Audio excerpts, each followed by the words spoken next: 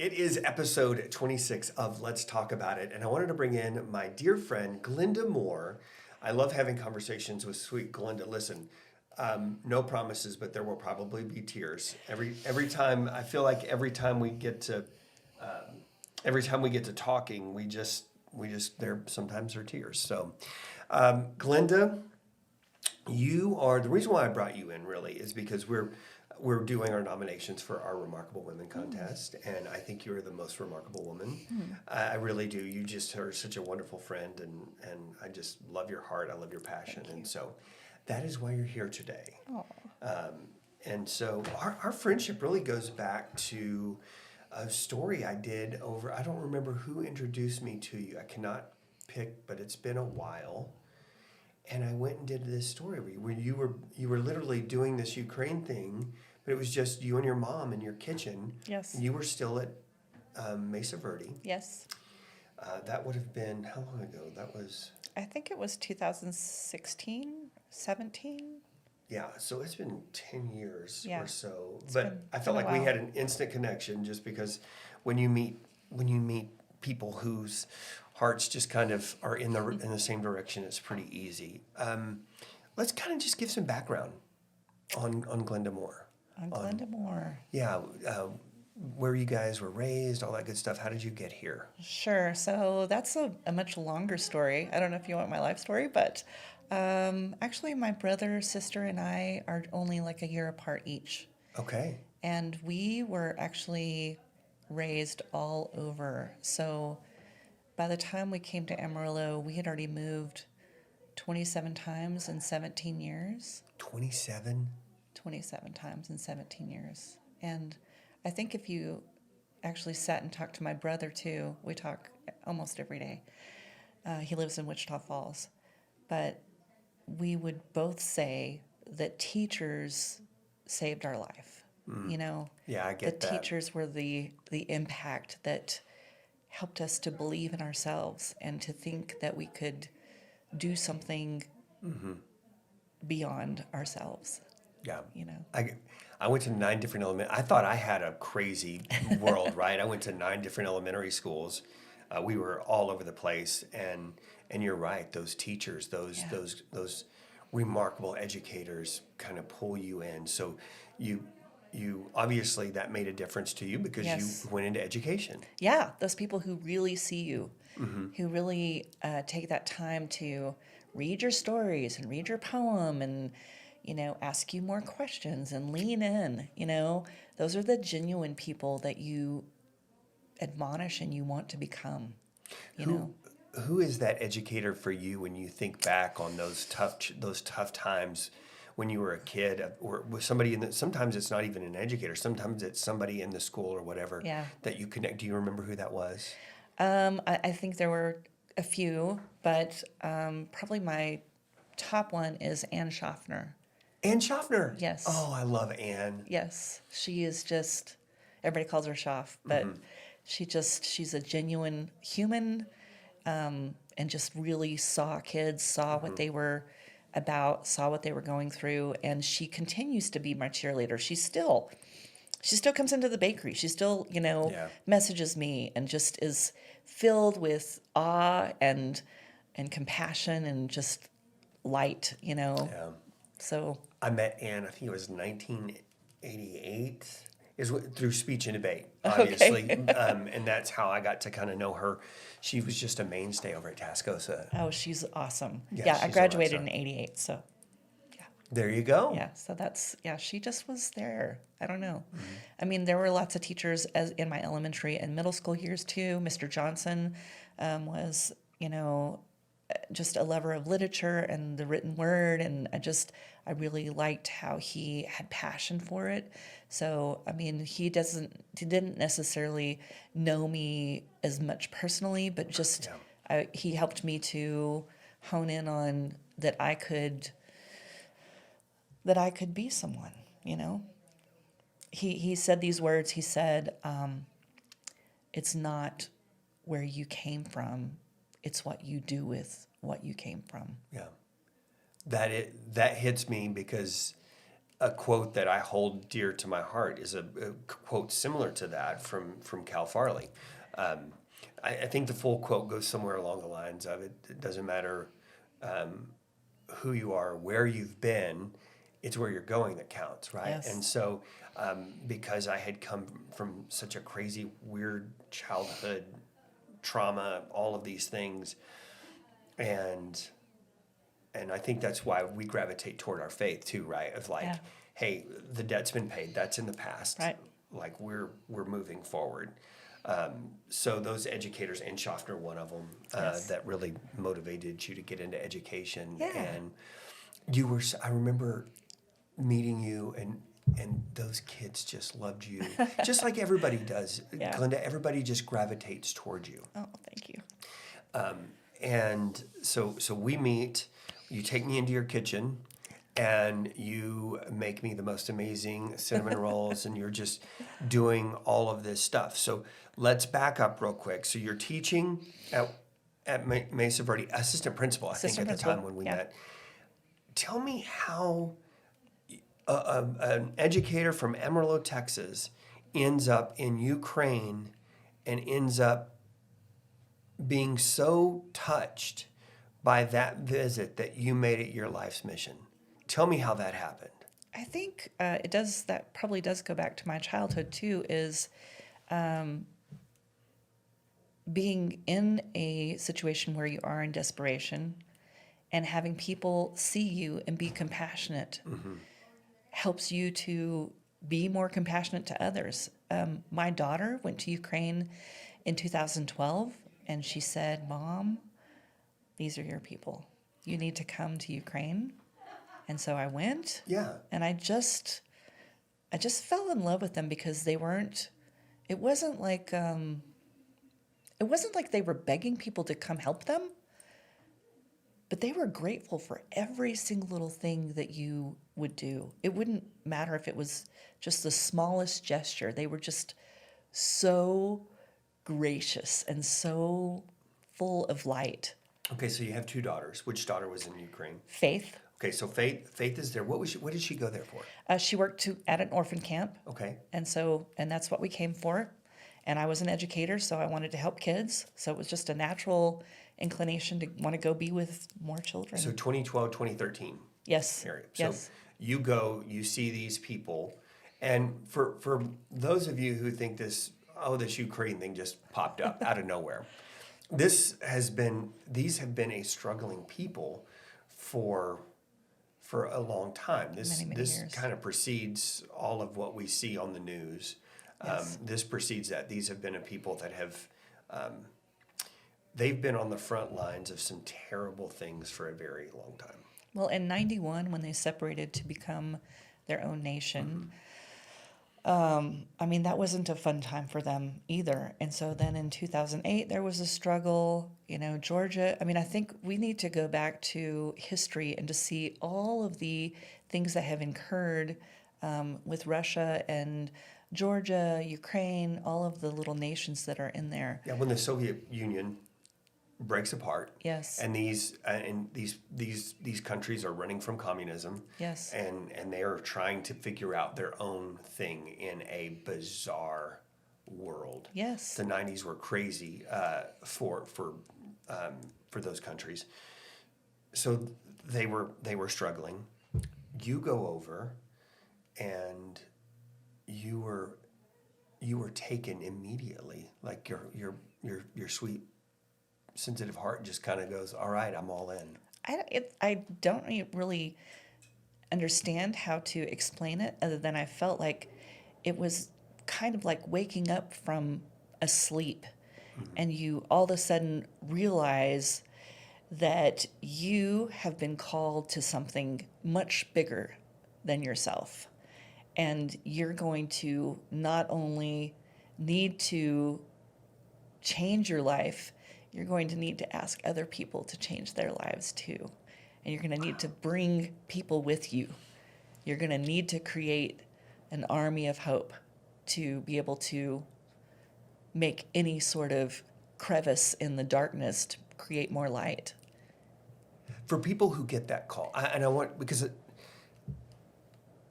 At what point did you say, God, are you sure this is Oh yeah. Oh yeah. me? Oh yeah. Very shocking. Very shocking, and just like, okay, and not knowing how, not knowing what it was going to look like, not any idea. In fact, if you had told me back in 2013, hey, this is what's going to happen. You're going to bake out of your home like crazy for 9 years. You're going to go through this many refrigerators and this many stoves, and all these people are going to come help you. And then you're going to open a bakery. And, I would have said, no, no, thank you. No, thank you. And you're going to have to ask people. You're going to have to ask a lot of people. You're going to have to be bold, and you're going to have to get out there and talk to people, and you're going to be on the news, and you're going to be like Woman of the Year. I mean, I would have been like, no. Little shy me would have said, no, no, thank you. But I think when you fall in love with people and you see how much they are this seed of hope, then you can understand that you are being called to something that's so miraculous and big that you want to say yes. And you have gotten a lot of people to say yes to. You have a natural. I believe there is a. I believe there is a lack of a better word, of just a spirit of compliance when people Yes. get around and go, yeah, that sounds good. I will volunteer. I will chip in. There's one point, just to give everybody, when I meet Glenda, we take her back, and she has these volunteers that are going to come in, and she takes me into her garage, which is no longer like a garage where you put cars. There are racks of flour and sugar and refrigerators and her entire thing. This is when you were, and I felt like this was very early on too, because I think it caught on so much. And to see the amount of people that just said, yes, I will go and I will help at whatever cost. And now you have a freestanding bakery. I mean, I think, and Yeah. and really, friends, like, you can go back and you can search Glenda Moore. I've done several stories throughout the years of just of knowing her and watching this progress happen. And when you told me, I think you called me the day you signed the lease Yeah. and said, it's official, we have a place. Yeah. And then I went and you gave me this tour of this. So again, just to give everybody on the timeline, here's this wonderful woman. She's an educator. She's impacting kids in Amarillo. She goes on a lack of a better term, kind of a mission trip that you're called to go on, and you go and you see these Ukrainian people, the orphanage in particular. And then you start to see these people who need coal to heat their homes. And so you give up a job with insurance, all of the safe things, right? All of the safe things that even I like gravitate toward and I hold on to because I'm so scared. I think when you grow up poor and you grow up how I did, you just hold on to that stuff because you're like, oh, I finally feel safe, right? Yes. And you were able to go through all that, but then to give that to God and say, here we go. Yeah. How terrifying was that? I don't know if it was terrifying. And this sounds strange, but it was very freeing, It was Really? more like me and a conversation with my husband trying to convince him, no, this is what I'm supposed to do. And, where's the money going to come from, and how's that going to look? And, and I mean, a cut in a third of my salary cut, to step out in those doors and be like, I'm just going to believe we're going to be provided for, and this is what we're going to do. And, a strange, crazy thing is, and maybe I just believe that sometimes God knows, he knows ahead of time what's going to happen, because I trusted, and we stepped out of those doors and I said, okay, this is what we're going to do. I took the leap of faith. And then 2 weeks later, my mom was diagnosed with colon cancer, and she needed to leave her job, and she needed to come live with us. And so it was a weird just that God knew, you know? Again, there's no doubt about it. I think I'm pretty open about my faith. I know that you're open about your faith. And that nothing is by accident. Right, right. It wasn't by accident that your daughter went on that trip. No. It wasn't by accident that all of this has come forward. And for you, I know how important that the short amount of time that you and your mother got to live together and pour into each other. Yeah. It was a recipe of healing. I think it was a recipe of peace. I agree with that. And something that nobody else could visit. You know, even if I invited you in, because I did, I invited you in, but you couldn't understand the immense love and compassion that had to be present there in that. It wasn't all easy. No. It wasn't all roses. Well, because there's the whole, I mean, we don't even have time on this to dive into, because there was so much in the past. Mm-hmm. There were hurts, there were questions, there were, all of this stuff. And for Glenda to be Glenda and do what you always do, of just go, okay. Yeah. And to me, like, I remember this time where you're just like, hey, it was around Christmas, and I always I would always go and get Christmas cinnamon rolls, and you're like, hey, come in and say hi to my mom. And little did I know, that was the last time that I'd see her, right? And she took me into her room, and she was showing me all of her stuff, and I don't think anybody would know how sick that she was at that point, right? Because her hair was done, she was just there, and so to see that full circle, and I know how proud she was of you. And I wish that she was here right now, just so that she could see the fruition of her washing a million dishes.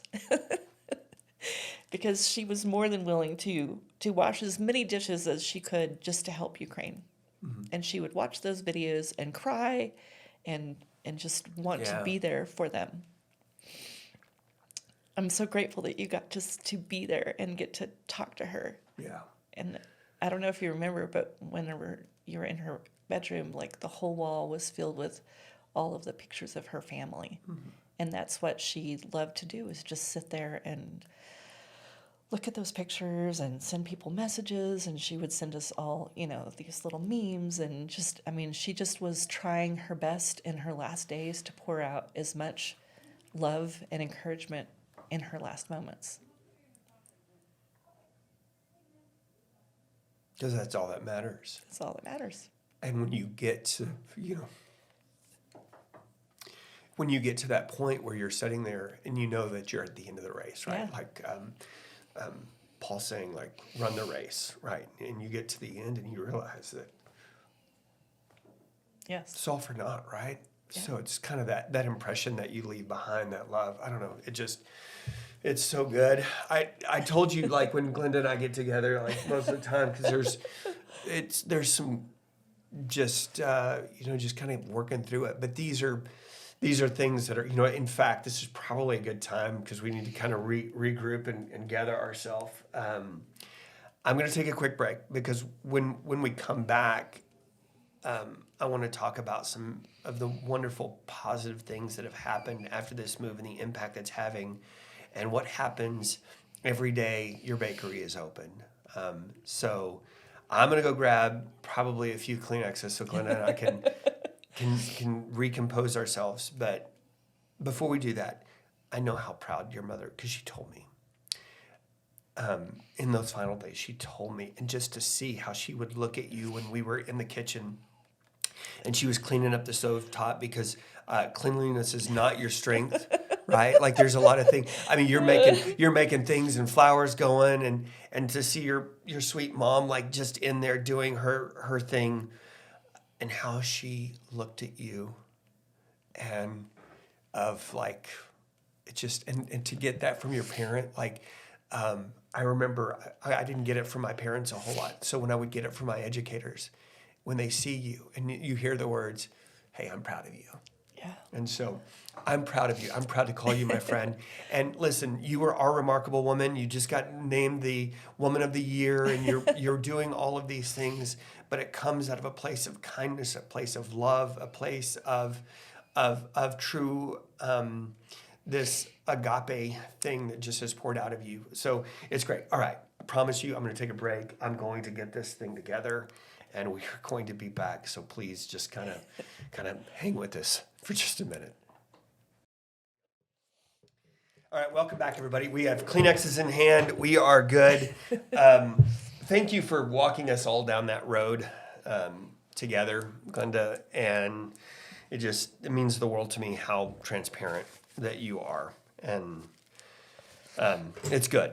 So you open the bakery, you sign the lease, you went from making, I don't know, a couple of cakes a week. I think it started out with cakes. So you're making a couple of cakes, birthday cakes, cinnamon rolls, whatever.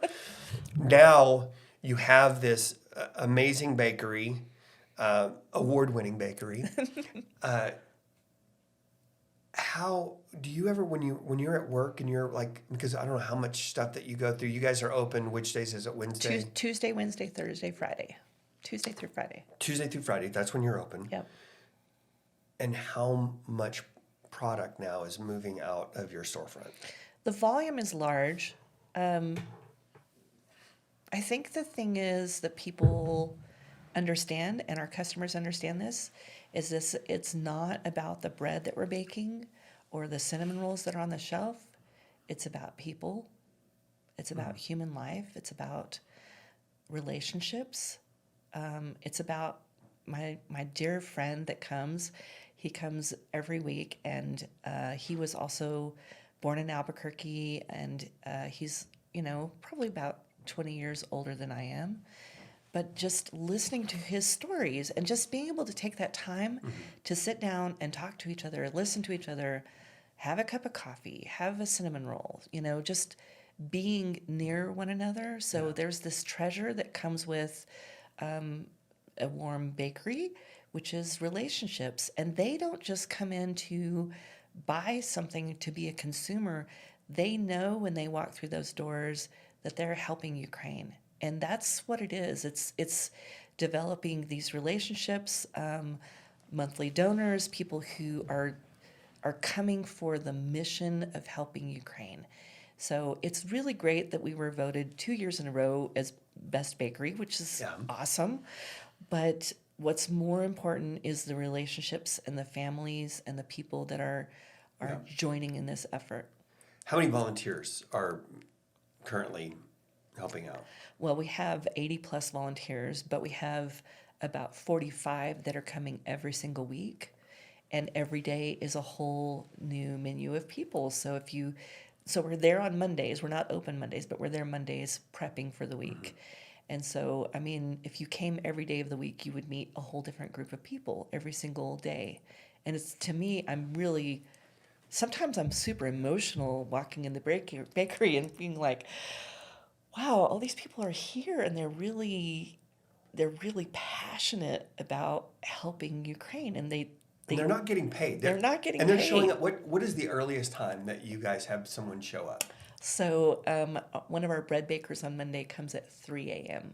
3 a.m. This is this is volunteering their time to make bread so you can break bread with your friends and family, right? Yeah. And there is not to be lost about all of the references to what we know is bread in the scriptures, right? Right. And so that you guys are doing this. And by the way, Piper is my youngest daughter. I talked to Piper this morning. We've got to get her in there to volunteer. She wants to be in there. She's our little baker. She made Ted Lasso, the little Ted Lasso biscuits. Yeah.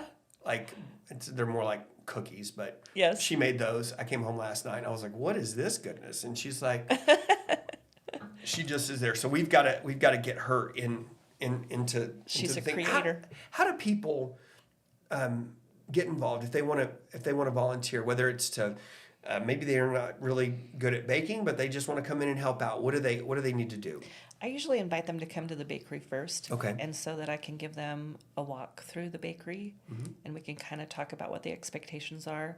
They need to get their Texas Food Handler's license. So that's required by our environmental health organization here in Amarillo. Okay. Where do you go to get that? You can go online and Okay. just Google it. It's around $7 to $8. It's called what? Texas Food Handler's license. Texas Food Handler's license. Okay. That's correct. And then, I mean, we just talk about what their schedule looks like in their life, not what our schedule is, but what their schedule is.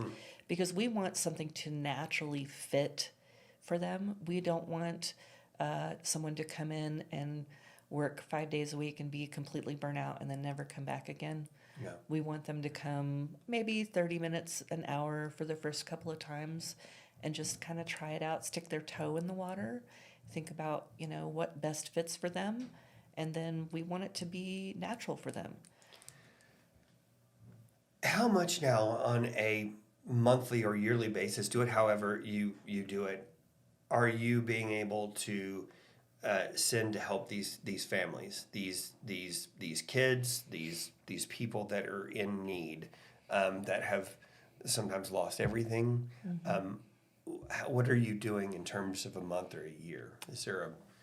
Have you quantified that yet? We have raised $1.4 million in the last 4 years. So, Wow. yeah, so that's the last 4 years. That's some serious bread. It is some serious Some bread. serious dough. Oh, man, Yeah, that's some serious great. bread. Yeah. Okay, let me ask you this. Well, you've come so far since 2012 to where we are now, and what are we still in, we're 2026? We're at the very end of 25, almost there. We're almost 26. to 26, yeah. Let me ask you, where do you see things moving from here? What is your vision? Where do you want to, where do you see Ukraine Bakery 5 years from now? Well, I think one of the things that's kind of naturally happening is that volunteers are coming aboard more and more, and so naturally things are just where I'm not as much there. So volunteers are learning to train volunteers. Yeah. There still needs to be a little bit of guidance. I can step away every now and then. I mean, there's still lots of work to be done, Yeah. but I can see eventually that I would be coming in to just kind of monitor things and then being able to meet with people, donors, and meet with our board and grow in different ways, Yeah. So I think that's kind of a natural take. People have asked me, and I've been asked from Lubbock and several other areas, would you please bring your bakery here? Would you expand here? And the answer is absolutely not. I don't want to create more work. Yeah. I want to create more heart. Yeah. More heart, more people with a greater vision for what we can do for Ukraine in the long run. Yeah. Because we don't know what's going to happen next with Ukraine. But I would just be so filled with hope and elated that we were paying for new schools and swing sets and programs to help children and families recover from all of this. And before anybody, I don't want anybody to, this is not about politics. This is Not at about all. love. This is about, again, God speaking to, putting that on your heart when you went there to help these people. And we are all called to do certain things, right? Yes. We've all been called in some way. Yes. And that is your calling. And the fact that you have taken this thing on because of a 4-letter word of love, and that you have been able to make this such an impact. Our Remarkable Women, thing has been going on. We're going to be doing, I guess, in February. We're going to be recognizing some local women, and you can still get your nominations. If you're watching this and it's prior to December 19th, get those nominations in. That's what we're going to do it. But I want to tell you, I wanted to bring you in because I don't care if you didn't have one single award. I know that you're remarkable. It has been tested. It's been proved. The evidence is indisputable that you are just the best. And I'm so glad that I get to call you my friend. I'm so glad that I've been able to stand on the sidelines and cheer you on. And you will always have a cheerleader in this guy right here. And so everybody's like, Andy, this is such biased journalism. I don't care. This is not journalism. This is me sitting here talking with a dear friend of mine who is out there making a big difference in the world. So Thank you, Andy. good job, Glenda Moore. Thank you. If you guys have somebody that you want me to interview on this program, let's talk about it. Please reach out to me. My email is ajustus@kmr.com, but you can find me on social media or whatever else. I love these conversations. I just love talking to friends. So this has been some good friend time. It's been wonderful. All right. Thank Glenda, you. thanks for being here. Thank you.